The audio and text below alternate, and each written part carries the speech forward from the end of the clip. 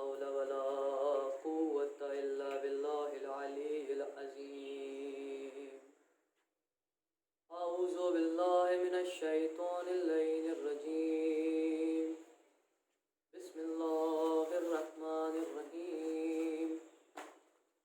الحمد لله رب العالمين. الحمد لله الذي هدانا لهذا وما كنا لنهتدي لولا أن هدانا الله.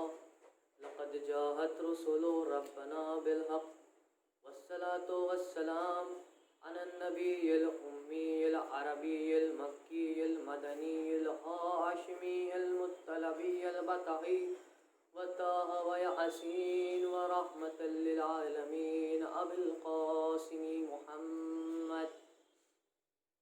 بسم الله الرحمن الرحيم. الحمد لله رب العالمين. الحمد لله الذي جعل له متمسكين بولاية سلطان أولياء منبر سلوني ابن عم نبي در العطا مہر برج النما شہ سوار لافتہ پیشوائے انبیاء عروۃ الوثقی کلمۃ الحسنی سید الاوصیاء عماد الاسفیاء خیر المؤمنین امام المتقین اول العابدین اسعد الزاہدین حبل اللہ المتین لم يروا آسمان و زمین وجه اللہ عین اللہ نور اللہ سیف اللہ بعب اللہ اذن اللہ عبد اللہ اسعد اللہ الغالب غالب کل غالب مطلوب کل طالب علی ابن ابی طالب وعلى أهل بيته الطيبين الطاهرين المعصومين المظلومين المنتقمين ولعنة الله على أعدائهم من الآن إلى يوم الدين. أما بعد فقد قال الله سبحانه وتعالى في كتابه المبين وهو أصدق الصادقين وقوله الحق. بسم الله الرحمن الرحيم. وما خلقت الجن والإنس إلا ليعبدون. عزیزان گرامی، حق سبحانہ تعالیٰ اپنے کلام پاک میں ارشاد فرما رہا ہے وما خلقت الجن والانس الا لیعبدون، کہ ہم نے خلق کیا جنوں اور انسانوں کو اس لیے کہ وہ عبادت کریں. اس آیہ کریمہ سے یہ معلوم ہوتا ہے کہ پروردگار عالم نے ہم کو عبادت کرنے کے لیے پیدا کیا. اس نے ہمیں انسان بنایا، عقل دی، علم عطا فرمایا اور ایسے اعضاء بنائے جن سے ہم دیکھ سکتے ہیں، بول سکتے ہیں، سن سکتے ہیں. کام کے لیے ہاتھ بنائے، چلنے کے لیے پیر بنائے اور جسم میں ہر ضرورت کی چیزیں پیدا کی. اشرف المخلوقات بنایا، پھر نعمات بے بہا عطا کی، غرض کہ ہر شے ایسی بنائی جس سے ہمیں آرام ملا. پھر فضیلت یہ کہ ہر ذی روح سے افضل بنایا. اتنا سب کچھ دینے کے بعد بھی کبھی اس کی قیمت نہیں لیتا.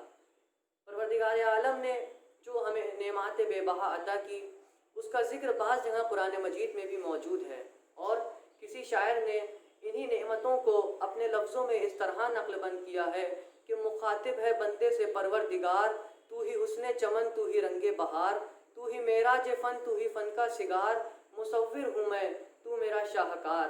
یہ صبح، یہ شام، یہ دن اور رات، یہ رنگین دلکش ہنسی کائنات، یہ حور و ملائک و جنات میں کیا ہے تجھے اشرف المخلوقات.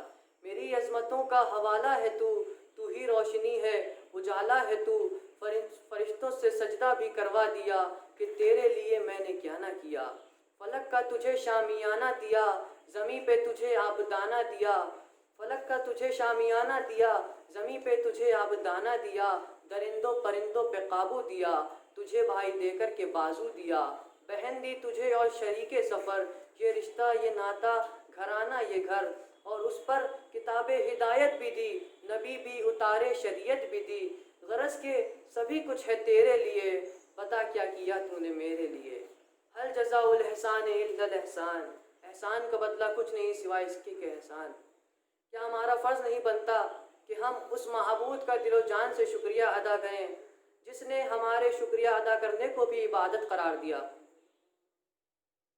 عزیزان گرامی، اگر ہم اپنی زندگی احکام شریعت کے مطابق گزارنا چاہتے ہیں تو ہمارے سامنے وہ عظیم ہستیاں ہیں جن کے ذریعے فرائض ہم تک پہنچے.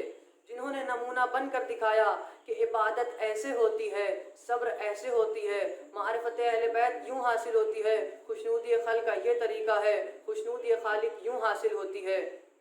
عزیزان گرامی، ہمارے رہنما وہ عظیم ہستیاں ہیں جو اپنے عمل میں کامل، جو اپنے علم میں کامل، اپنے عمل میں مکمل ہیں، جنہوں نے ضرورت پڑنے پر انبیاء کی مدد کی، اولیاء کی مدد کی، فرشتوں کی مدد کی، جنوں کی مدد کی، حیوانوں کی مدد کی، اور ہر ذی روح و بے روح کے مددگار بنے، جنہوں نے اپنے عمل اور اپنے ایثار کے ذریعے دنیا کو اس بات پر مجبور کیا کہ وہ ان کو بلند شخصیت مانے، اور پھر خود خداوند عالم نے ان کی تعریف توصیف کی۔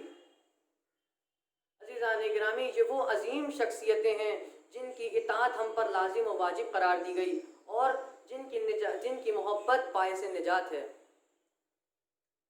عزیزان گرامی،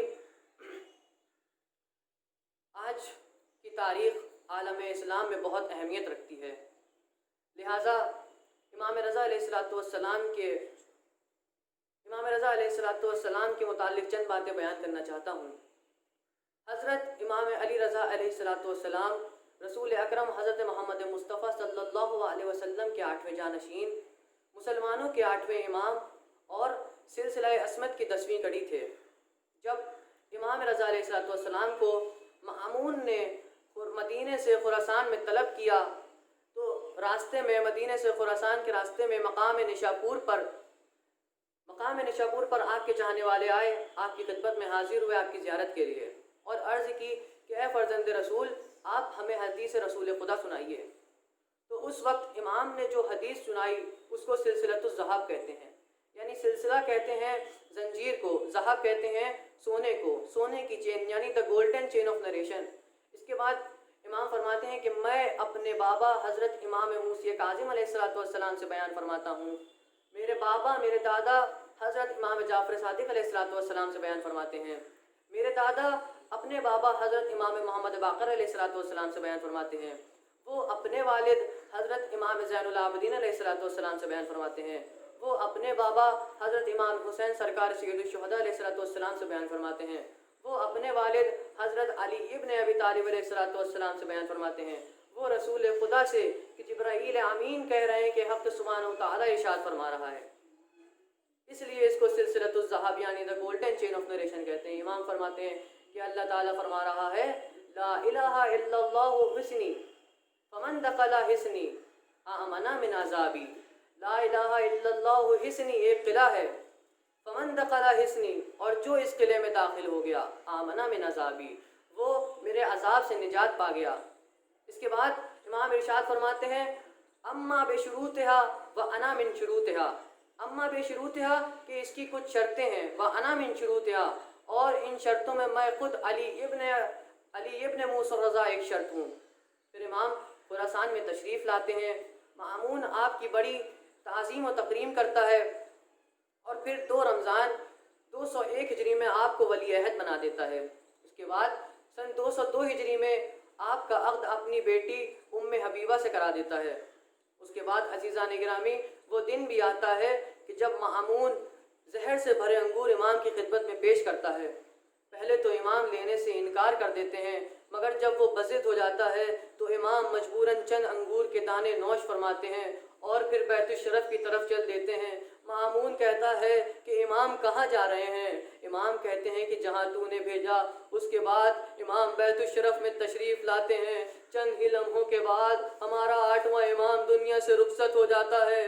9ویں امام باعجاز خراسان میں تشریف لاتے ہیں، اپنے بابا کو غسل و کفن دیتے ہیں اور بڑے ہی عزت و احترام سے آپ کا جنازہ اٹھایا جاتا ہے۔ میں کہوں گا مولا، آپ کو تو دفن کرنے والے موجود تھے، آپ کو تو غسل دینے والے موجود تھے، ذرا کربلا کے میدان میں آئیے، آپ کے جد امجد ہیں، بے گور و کفن لاشا پڑا ہوا ہے، مظلوم امام، ہاتھوں میں ہتھکڑیاں ہیں، پیروں میں بیڑیاں ہیں، گلے میں توقے خاردار ہے، مجبور بیٹا باپ کی لاش پہ کھڑا ہوا ہے، کس طرح باپ کو دفن کرے؟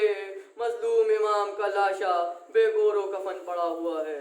انا للہ و انا الیہ راجعون۔